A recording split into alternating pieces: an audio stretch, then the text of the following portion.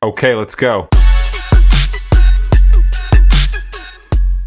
Un mail avec demande d'explication en objet. Ton cerveau bug. Ton cerveau bug. Systématiquement, toi-même, tu commences à revoir ta carrière. Systématiquement, tu commences à te poser des questions. Ah, mais j'ai reçu une demande d'explication, on commence à paniquer.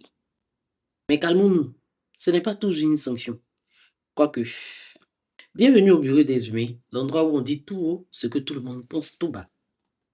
Alors, c'est quoi la demande d'explication? Entrée de jeu, il faut savoir que la demande d'explication, c'est la première étape d'une procédure disciplinaire. Elle a pour but de permettre à l'employé ou collaborateur de pouvoir donner sa version des faits lorsque une faute a été commise. Elle permet aussi de s'essuyer les responsabilités dans une situation donnée.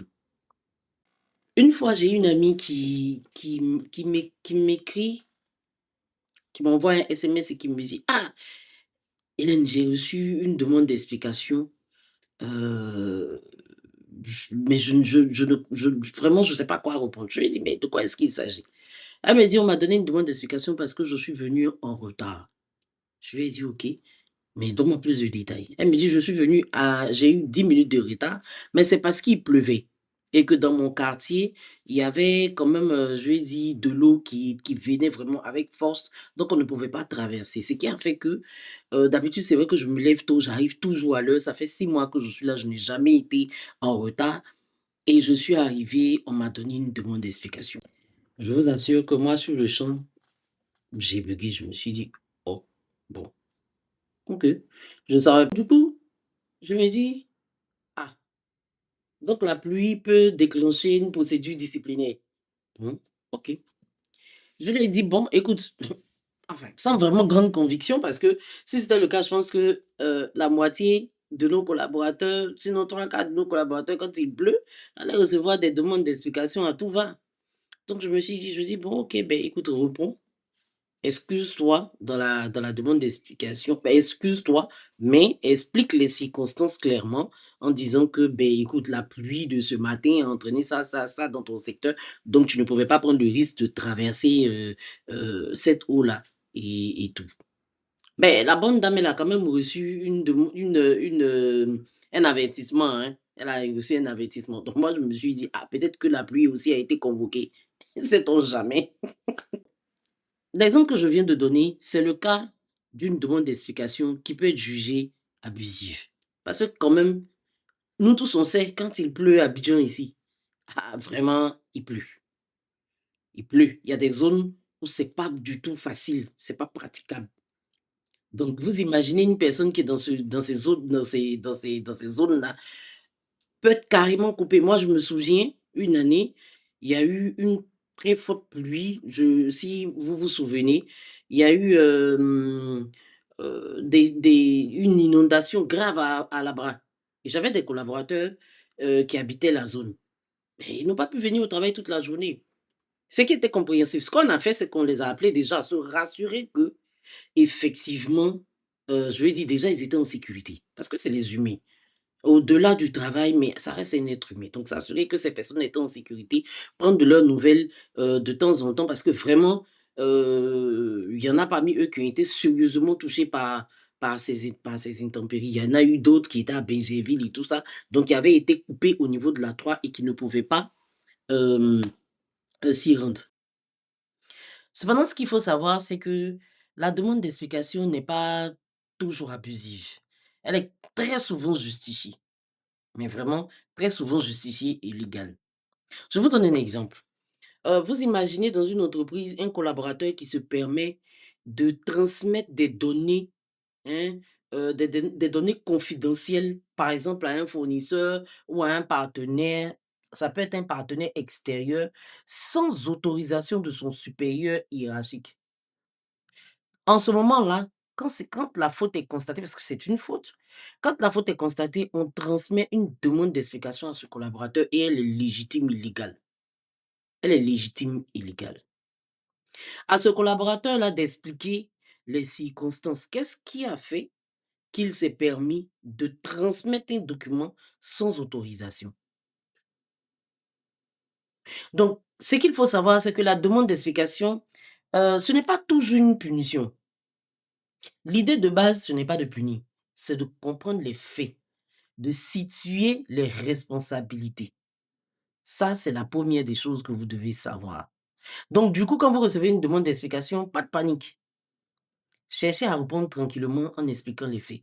Mais attention, si vous savez vous-même que vous avez commis cette faute-là, ça ne sert à rien de rentrer dans des détails, j'ai envie de dire, qui viendront peut-être même vous condamner, hein. Il faut s'excuser auprès de l'employeur et surtout, ne pas reprendre la faute pour laquelle on vous a transmis une demande d'explication. Au supérieur hiérarchique, ce que je peux dire, c'est de faire attention, j'ai envie de dire, aux demandes d'explication qu'on donne. Parce que les demandes d'explication, quand on les brandit à chaque fois, pour pour des raisons qui ne sont pas, j'ai envie de dire, hem je je ne dirais pas pertinente parce qu'après c'est chacun qui définit, la pertinence de son sujet, mais je dirais les rais pour des questions pour lesquelles on peut appeler le collaborateur, lui donner des conseils, lui parler dans notre bureau. Mieux appeler votre collaborateur, tirez-lui un peu les cheveux dans votre bureau et puis dites-lui: «Écoute, tu ne me reprends pas cette erreur». C'est toujours mieux que de lui adresser une demande d'explication écrite parce que ça laisse des traces. Ça laisse des traces. Et derrière, à chaque fois, quand on brandit la carte de la demande d'explication, on brandit la carte de la demande d'explication, on brandit la carte de la demande d'explication, on finit par démotiver les collaborateurs.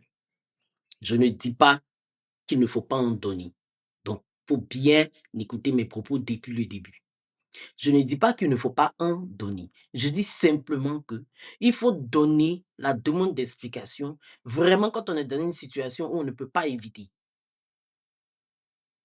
Tu as commis une faute une première fois, même au niveau du retard, je peux donner un autre exemple pour lequel on peut donner une demande d'explication. Attention, vous avez un collaborateur qui, lui, c'est dans ses habitudes d'arriver 30 minutes après, d'arriver 20 minutes après 30, alors que ça impacte la qualité de votre travail. Vous l'avez appelé une première fois pour lui dire: «Monsieur, ne venez plus en retard parce que normalement notre règlement intérieur dit qu'on commence à telle heure, il faut respecter l'horaire». Une fois, vous lui avez dit, il a été averti déjà oralement. La deuxième fois, ben, on lui donne une demande d'explication pour qu'il puisse expliquer pourquoi est-ce qu'il a l'habitude de venir en retard et ça peut être suivi d'une sanction, hein. Ça peut être suivi d'une sanction, allant de l'avertissement écrit jusqu'au licenciement. Ça dépendra en fait, je vais dire, de l'impact que ça a eu. Vous comprenez? Si la première fois on t'a donné on transmet, on sanctionne par un avertissement écrit. La deuxième fois, on t'a donné une mise à pied et que tu continues, ben, vers la fin, ça part vers le licenciement de façon très claire. Donc, je ne dis pas que c'est pas justifié, je dis simplement que il faut essayer dans un premier temps d'utiliser, j'ai envie de dire, la méthode douce en essayant d'être plutôt des conseillers que d'être systématiquement des bourreaux qui viennent taper, taper, taper, taper, taper, taper, taper. C'est parce qu'au final, on se retrouve dans des situations qui sont complexes. Retenez tout simplement que la demande d'explication pour le salarié, c'est son droit de défense pour le salarié. Le manager, c'est un droit de discernement parce que ça va lui permettre de comprendre la situation. D'explication. Cette question m'a été posée par une très belle dame qui me suit. Donc, madame, voici un peu la demande d'explication. Dans tous les cas, lorsqu'elle est abusive, je pense qu'à un moment donné, il faut avoir le courage de pouvoir rencontrer son supérieur hiérarchique et de lui poser des questions, si possible en tout cas, si possible. Mais j'avoue que c'est vrai que ça peut être démotivant et j'ai bien compris votre posture quand vous m'avez expliqué quand vous m'avez posé la question. Alors, pour toutes les personnes qui ont des questions, n'hésitez pas. Écrivez-moi en inbox, posez vos questions. On fera des vidéos, je ferai des vidéos, des shorts de ce genre pour donner mon avis sur le sujet et j'espère que ça vous permettra de pouvoir mieux comprendre certaines pratiques RH, certaines pratiques managériales. Donc, c'était le bureau des humains.